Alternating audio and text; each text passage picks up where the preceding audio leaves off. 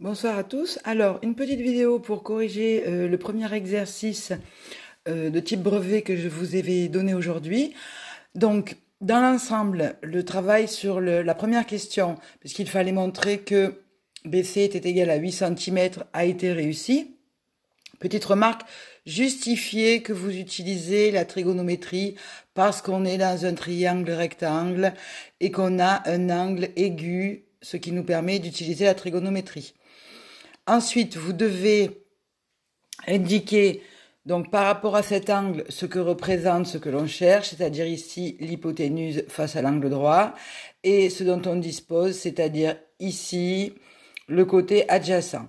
Donc on a le côté adjacent, on écrit, on va utiliser donc le cosinus, puisqu'on a le côté adjacent et on cherche l'hypoténuse. Donc vous avez supposé cosinus de 60 sur 1 égale adjacent sur hypoténuse égale dB sur BC. On écrit bien ensuite en remplaçant par les longueurs, on obtient.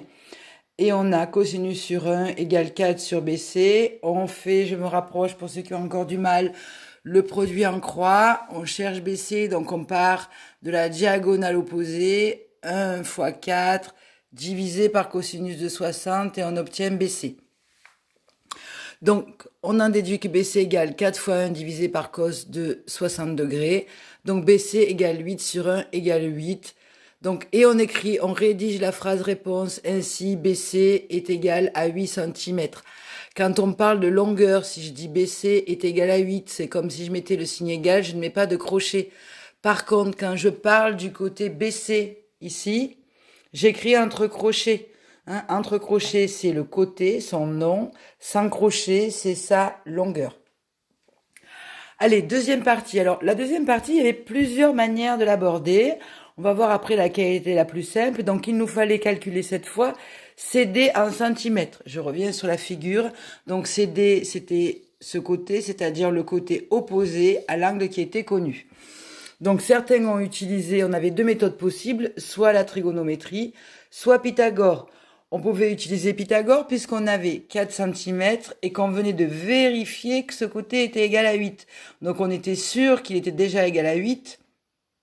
Donc on avait deux côtés et on pouvait retrouver le troisième.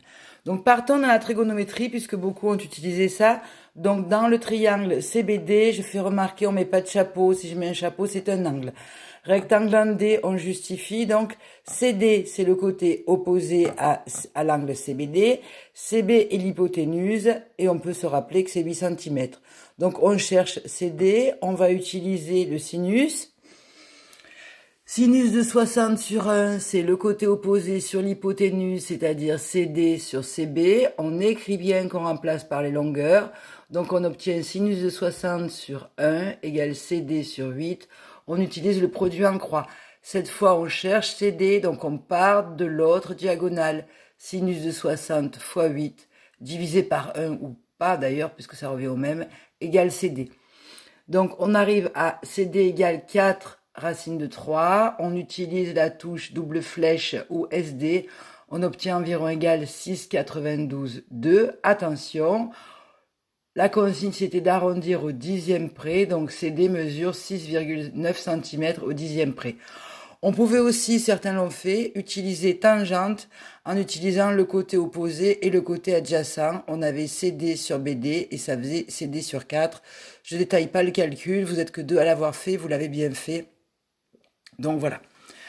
Maintenant, si on avait utilisé Pythagore, donc on pensait bien à écrire que CBD rectangle en D, que CB est l'hypoténuse. D'après le théorème de Pythagore, on peut écrire, attention à l'orthographe de Pythagore, il y en a qui font encore des erreurs. On peut écrire CB carré égale BD carré plus CD carré. Mais attention, on cherche CD carré.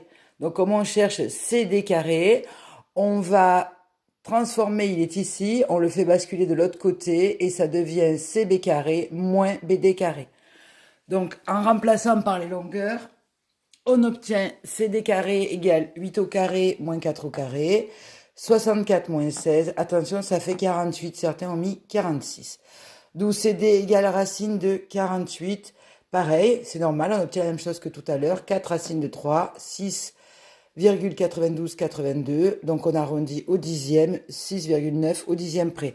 je vous fais remarquer qu'au même endroit, au même moment, on arrive à la même chose, hein, et on pouvait utiliser indifféremment l'un ou l'autre. C'était pas vraiment plus long d'utiliser l'un ou l'autre.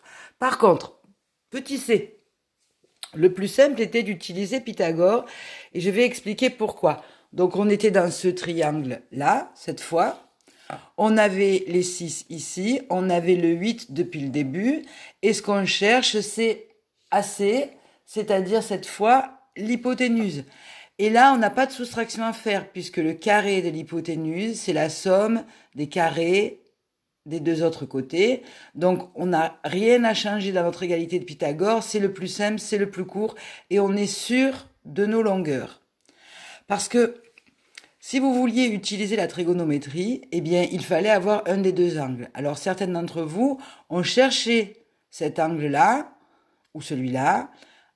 Une chose à noter, si par hasard vous vous trompez dans la mesure de l'angle, vous allez vous tromper dans le calcul de la longueur. D'accord? Donc, il vaut mieux utiliser des données dont on est sûr et utiliser Pythagore. Comme ça, si on fait une erreur, on n'aura que le calcul de faux, mais on aura au moins posé les conditions de Pythagore au début, l'égalité de Pythagore, et de ce fait, on aura quand même des points de démarche. Donc, on écrit le triangle ABC et rectangle en B, AC et l'hypoténuse. Donc, sans mesure d'angle, on utilise Pythagore. D'après le théorème de Pythagore, on peut écrire AC carré égale AB carré plus BC carré. En remplaçant par les longueurs, on obtient AC carré égale 6 au carré plus 8 au carré. Ça nous fait 6 fois 6, 36, plus 8 fois 8, 64. Ça nous fait 100.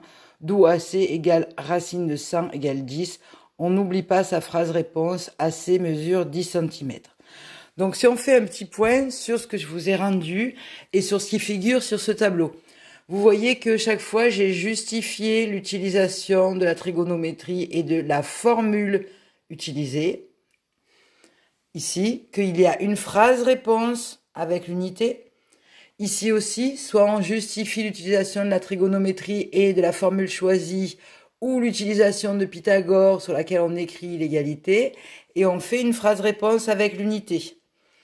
Troisième exercice, pareil, on justifie l'utilisation de Pythagore, on pose correctement une première fois l'égalité, et après on applique avec les longueurs, on écrit qu'on remplace par les longueurs, et on fait la phrase réponse.